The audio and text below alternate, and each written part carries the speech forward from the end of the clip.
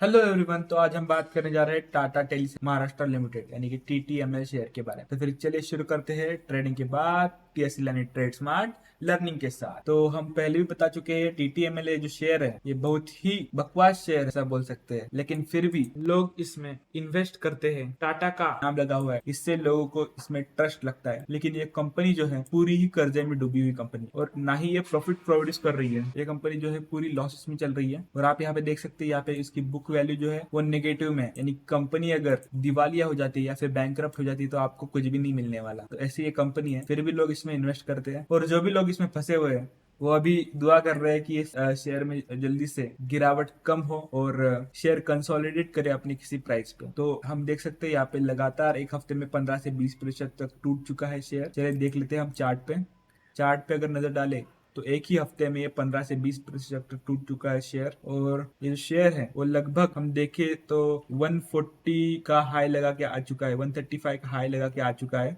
2 सितंबर 2022 को। तो लगभग उस हाई के बाद ये लगभग सिर्फ गिरता ही आ रहा है। यहाँ पे इसने सपोर्ट लिया था 100 का, और फिर से इसमें गिरावट का दौर हमें देखते हुए मिला। यानी कि लोअर हाइज और लोअर लोज का पैटर्न इसमें बन रहा है।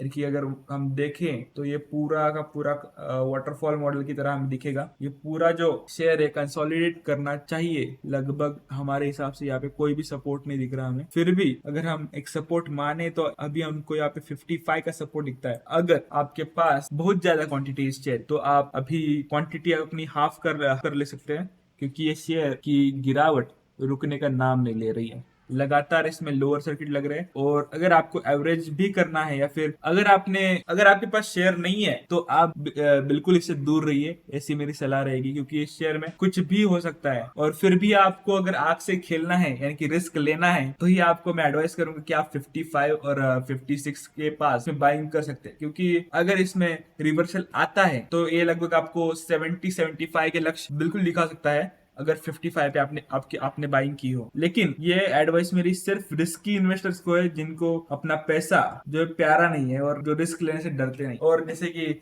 हर्षद मेहता के स्कैम 1992 सीरीज में भी कहा गया था, रिस्क है तो इश्क है वो वाला स्टॉक यही है। आप सोच सकते हैं कि ये जो स्टॉक है ये बिल्कुल आग की तरह है। अगर अगर आप आग से खेलने में नहीं डरते तो फिर आप इस स्टॉक के साथ खेल सकते हैं। क्योंकि अगर आपने ले लिया तो ये शेयर आपको निकलने का मौका नहीं देने वाला। क्योंकि ये सर्किटेड स्टॉक की कैटेगरी में डालता हूँ इस ऐसे स्टॉक्स को मैं, जो कि लगे तो सिर्फ अपर सर्किट और लोअर सर्किट में खेलते रहते हैं। यानी कि अगर आपने बाय कर लिया तो आपको निकलने का मौका नहीं देगा, और आपने ले लिया तो आपको बेचने नहीं देगा। या तो अपर सर्किट या फिर लोअर सर्किट इन दोनों तरफ ये खेलता रहता है। लेकिन ऐसे शेयर में अगर रिस्क लेना ही है तो मैं आपको कैलकुलेटेड प्रिडिक्शन यानी कैलकुलेटेड रिस्क बताता हूँ, जो कि आप ले सकते हैं 56 की प्राइस। क्योंकि यहाँ से अगर रिवर्स होना चाहिए, लेकिन मार्केट का कुछ भी भरोसा नहीं है, आपको फिर भी स्टॉप लॉस लगा के चलना है। तो स्टॉप लॉस रहेगा 53.5 का। हम यहाँ पे ज्यादा रिस्क नहीं ले सकते। अगर आपकी बाइंग रहेंगी 56 या फिर 55 की रेंज में, तो आपका लॉस रहेगा 53.5 रुपीज। तो आपका यहाँ पे लगभग टॉप लॉस निकलता है ढाई रुपए का। तो फिर आप 53.5 का स्टॉप लॉस के साथ यहाँ पे 56 पे बाइंग कर सकते हैं अगर आपके पास नहीं है। लेकिन फिर से मैं रिपीट कर दूं, ये स्टॉक किसी के लिए भी नहीं है, क्योंकि ये स्टॉक पूरा ही कर्जे में डूबा हुआ है और कंपनी प्रॉफिटेबल भी नहीं है। तो फिर सिर्फ रिस्की इन्वेस्टर्स इसमें हाथ डाल सकते हैं, क्योंकि जो भी हाथ डालेगा उसका हाथ जलने के पूरे पूरे चांसेस इस स्टॉक में है। चलिए तो फिर देख लेते हैं स्टॉक का एनालिसिस, जो कि देखने की जरूरत नहीं है। मैं कह रहा हूँ कि स्टॉक में कुछ भी पड़ा हुआ नहीं है। आप देखते हैं करंट प्राइस 66 रुपीज है, जो कि और बुक वैल्यू जो है नेगेटिव में है। फेस वैल्यू 10 रुपीज की है, जो कि हाई लगा के आया है 210 का, और अभी ट्रेड कर रहा है 66 रुपीज पे। तो आप देख सकते हैं मार्केट कैप है 12,981 करोड़ का मार्केट कैप है इसका। और ऐसे शेयर में क्या होता है, पंप एंड डंप वाली स्कीम चलती रहती है। तो फिर जो ऑपरेटर्स होते हैं जिनके पास बहुत भर भर के माल पड़ा हुआ है, वो इसमें पंप भी करते हैं और डंप भी करते हैं। अगर आपने सही समय पे माल उठाया और सही समय पे बेचा तो ही इसमें प्रॉफिट बन सकता है, नहीं तो आप अपर सर्किट और लोअर सर्किट में फंस जाएंगे और हाँ, ये शेयर आपको खिलवाता रहेगा। तो यही हो सकता है इस शेयर में। तो फिर यही थी हमारी बातें इस शेयर को लेके। देख लेते हैं इसके नतीजे कैसे आए थे। यानी दिसंबर 2022 का इसका रिजल्ट Q3 का रिजल्ट आ चुका था।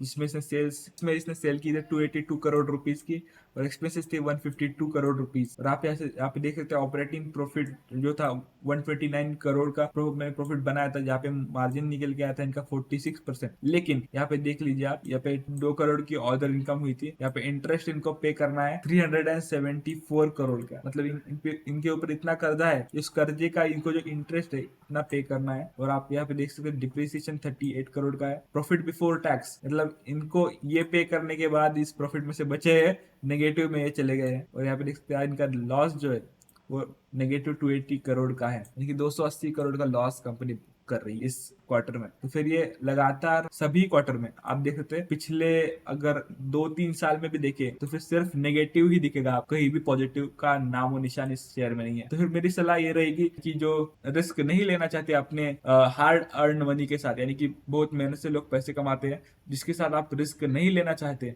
तो फिर ऐसे शेयर से बिल्कुल ही 2 हाथ दूर रहे, ऐसी मेरी सलाह रहेगी। तो फिर चलिए आज के वीडियो का यही पे एंड करते हैं। Thank you so much for watching.